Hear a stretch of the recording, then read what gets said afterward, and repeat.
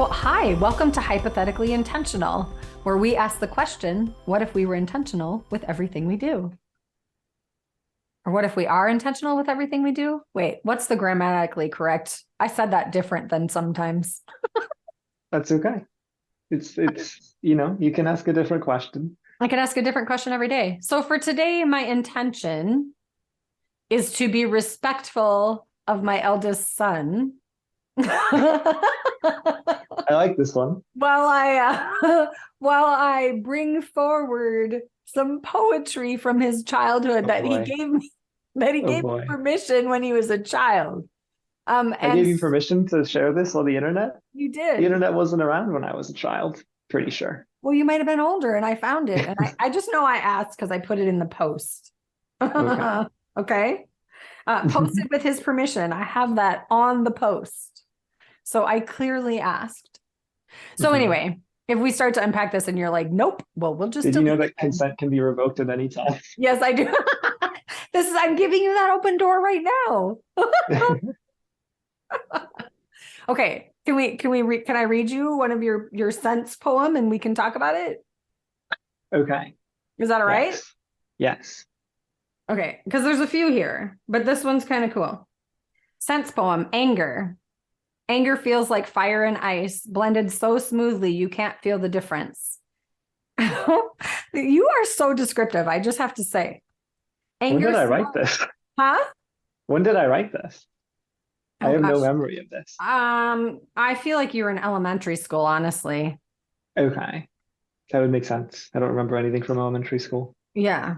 All right. So then it says anger smells like spoiled horseradish, but more intense, shoving itself into your nostrils and taking control of you as your conscious watches helplessly on the sidelines.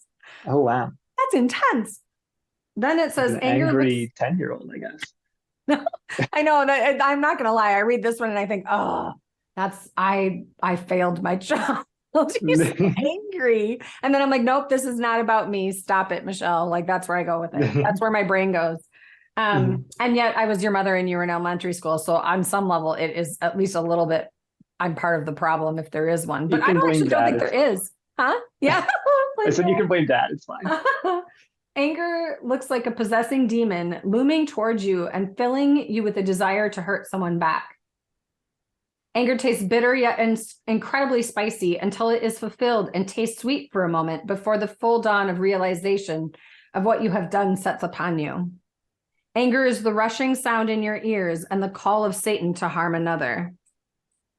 Oh, wow. That was like a really intense poem about anger. I feel like your teacher probably said, find an emotion and write about it. And you're like, well, this is the only one I can dig into. I don't know about that. Maybe not. And then here, so now that we have a haiku, do you want to unpack the anger one more? I mean, we can if you would like. I don't know that I have much to say about it. I think 10-year-old me really covered it perfectly. So. I really do too. I mean, it was intense. That was a lot. For the spoiled horseradish, first of all, I don't think it can spoil. Because like, what's going to live in a horseradish? And second of all, it smells good. I feel like when horseradish spoils, it gets less intense. So it wouldn't actually go up your nostrils. Like when it's new, that's when it goes up your nostrils and gets intense and spicy and hurtful. Like, have you ever choked on horseradish? Like when it goes up your nose and you can't breathe, it's like, it like overtakes you and it's bad. That's fair. I just think your words in that poem were ridiculously descriptive and like kind of just nailed it. Like anger does feel that way. So nice job. Now we have a haiku called Rain. The tears of the earth fall down from gray thunderclouds to restore all life. I guess that sounds about right. I kind of think see what happens when it rains. I kind of think it's beautiful. I like it. Yeah. I don't know how to say this word. Which word? Cinquain. Cinquain. Cinquain. I feel like I'm really butchering that word. Like I have no idea what that word means. Well, is that a real word? Here is your poem about it. It says sunset, beautiful calm. Oh, it's a type of poem. Okay, that's why I know what it is. But is that how you say it? Cinquain? I'm gonna say yes, because we get to decide how we say it. Okay. Well, this is how we're saying it today. I Sunset, beautiful, calm. think it's Sincane. Sorry, I keep interrupting you. Sincane? I think so, but I'm That not makes certain. sense. I was going with quack, qua. I'll accept responsibility because nobody can like angrily comment at me about how to pronounce it. I mean, if they So do, we can give them a jar of horseradish. that's true. Make sure it's spoiled. Yeah. Oh. Okay, so that one says sunset, beautiful, calm, settling in for the night, awesome to see, ending the day, dusk. This one I feel like doesn't stand up to the other ones. Yeah, I feel like the other ones are better. Then we have the bio poem. Would you like to hear that one? The bio poem? Yeah, it's a Is in poem like, about Jacob. oh, biography. I was like, biology? It's a weird thing to write poetry about, but Do you want to hear what you thought of yourself in elementary school? oh boy. Do you want to skip this? Sure. Do you No, want to it's skip it? okay. Okay. Go for it. Okay.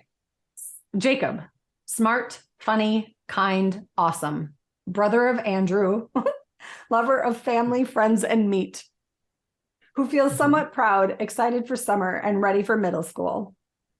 Who needs food, water, and oxygen. who fears Yeah. who fears getting bad grades, eternal torture, and puberty. Who gives his brother grief, his 2 cents, and humor. Who would like to see the Grand Canyon, God, and a breakdancing chimp. Resident of Minnesota, and then your last name, which I don't know if you want that out there, so I'm not putting it out there. Oh, that's fine. And then we have a First half was right. Like I would crush middle school, I feel like. Yeah, I do feel like that's true. But I don't know that the rest of it is all still true. But And then okay. our last one is a limerick. Would you like to hear it? Oh boy. Okay. There once was a very old hag who wore wrapped around her head a rag. The rag was so tight that one horrible night, pop went to the head on the hag. Did I rhyme hag with hag? That's a rookie mistake. That's okay. You rhymed rag with hag. And then hag with rag. Yeah, it was hag, rag, hag. Yeah, that's okay. Tight and night. Can't judge 10-year-old me too harshly for that one. Especially because it was a hilarious limerick. Right. It really was a hilarious limerick. You're very clever. You've always been clever and punny. Thank you. Mm-hmm. So those are your elementary school poetries. Do you still write? I guess I have that question. No. I mean, I don't write poetry, certainly. I only did because I had to for school. Yeah. It wasn't necessarily my jam. Yeah. I like write in the sense of we play D&D every week and I run that and I have to write for that sometimes, but only a little bit. Like that's more improvisational, I would say. Every once in a while there'll be some like actual typed up text, but for the most part, not really. Not really a writing thing for you? Yeah, not exactly. Okay. I did take a creative writing class in college that was kind of fun, but it's not like something that I'm interested in pursuing very far. So yeah. Stick to your bartending and your cooking. Well, maybe not bartending, but cocktail concocting. Mm-hmm. Yes. And cooking. Mm-hmm. Yeah. Yeah. And honing your magic skills.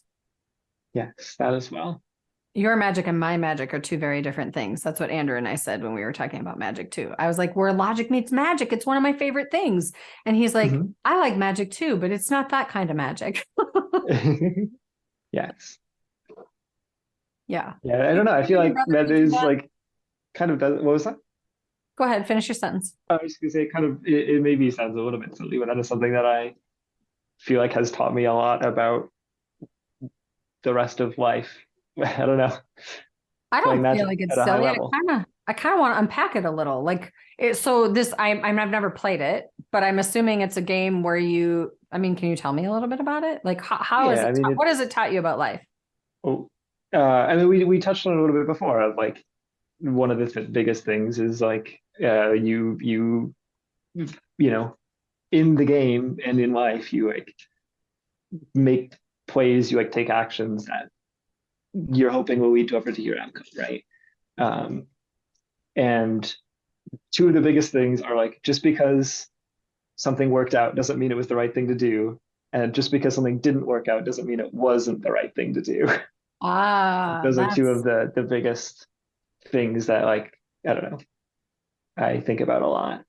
Um, like you have to really evaluate, like if you want to get better at either at anything really, like you have to evaluate not just like did this work out, right? That's very results oriented, but like was it a good choice, you know? that actually feels like twofold. Like just dropping it into like the choose yourself stuff, but it feels like Mhm. self-compassion and discernment. Like Mhm.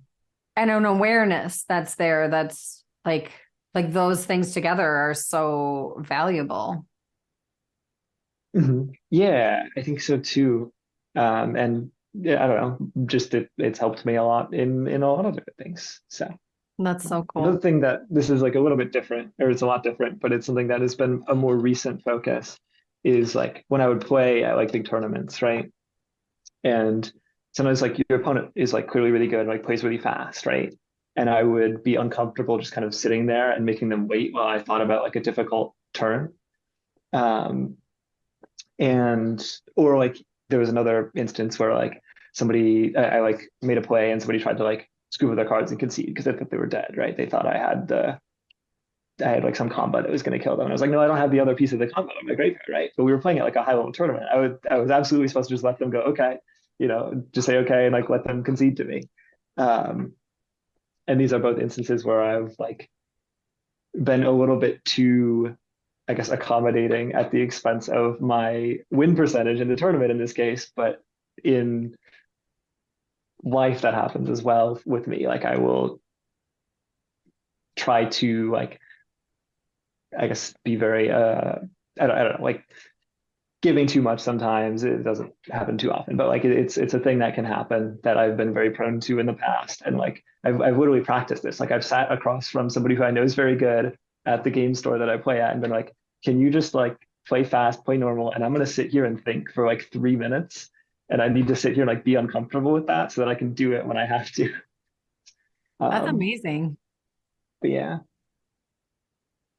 I don't know, just being comfortable with making other people uncomfortable, I guess, or inconveniencing other people, I suppose, when it's Yeah. necessary. Not like I Well, go out of my way to do it, but that can be strategic and it can simply be authentic to what you need in that moment and yeah, I mean not that's at the the part of it. expensing Like it's not yourself. I'm not trying to like angle shoot people in tournaments. I'm just trying to like take the time I need to think and like in life trying to take, what I need to whatever it is I need to do, right? So Yeah. uh, Pause is good and it makes people uncomfortable, but oh, I it's thought one you of were the best telling things me we to can do for pause. ourselves. Well, I'm telling you, you are pausing. Oh, yes, it does. Yeah. And it makes other people uncomfortable. But if it's what you need, then we need to be willing to Mhm. do that. And I think it's funny. It's like Andrew said that. Well, I think I said that about Andrew. I don't think he said it about himself, but you said it about yourself in that, like, sometimes you have a tendency to overgive at the expense of yourself. And like, Mhm. that is how I lived for the first dang, 40 years of my life or 30 at least. Well, that Um, sounds like a humble brag, right? Like it sounds like I was like, oh, I'm so generous and nice that I am like, I don't see it giving at that the way. expense of myself, and it's not like it's a bad thing. Like I'm Yeah, not I helping as don't. much as I could be. So Yeah, I don't see it as like a brag at all. I see it as right. like I'm beating myself up because I made these choices that, I mean, if I want to put it to what we talked about the last, in the first podcast that we did together, you and I, it's Mhm. I lived at the expense of myself and my children because I wasn't filling my cup. So I couldn't show up for you fully. Yeah. So it's like, it's Mhm. when I say I live it at the expense of myself, it's not about me. It's about the Right. people in my life that like were Rely the on were you the and were the were the repercussions of like they experienced the negative Mhm. ramifications of me not showing up for Mhm. myself or me showing up at the expense of myself is not at all about me. It's about like it made me Right. a worse mom. It made me Mhm. not living at my highest potential as a mom at that time.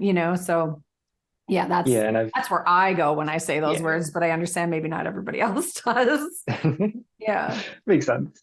Yeah. Yeah, no, that's similar to what I've experienced as well. And I think, yeah, as to bring it full circle, like as silly as it sounds, like I think playing competitive Magic has helped in some ways, which Yeah. is weird. But and to bring it full circle, there was a tournament a few weeks ago, a really big one. Um, in my last match of the day, I I was in a close game three. You play 3 game matches, right? I drew my card for turn. It was like a card that let me destroy 2 artifacts, right? And my opponent had a bunch in play, and I needed to really figure out which were the ones that I needed to get rid of. Because I that was my game to win, right? Like I drew that card that was really good, but I could have easily just like blown up the wrong things and lost the game, and I almost did. I was like, I held the card, and I was like, okay, those two, that seems good enough. And I was like, wait, remember what I practiced last week? I'm gonna sit here. I'm gonna really think about this. And then I figured out what I needed to do instead of like the initial play that I thought of, and I won the game. That's awesome. I'm throwing a little bit of like probably hanging out with Dan for too long in this. But I feel like you should like lean in and look them in the eye when you're Mm. in the silence and thinking and just, get in their head. No, Just that kidding. doesn't seem like the move.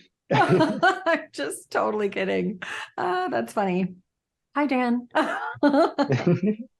I know he listens. Right. I know he's one of our biggest listeners. Hmm. Yeah, That makes sense. good.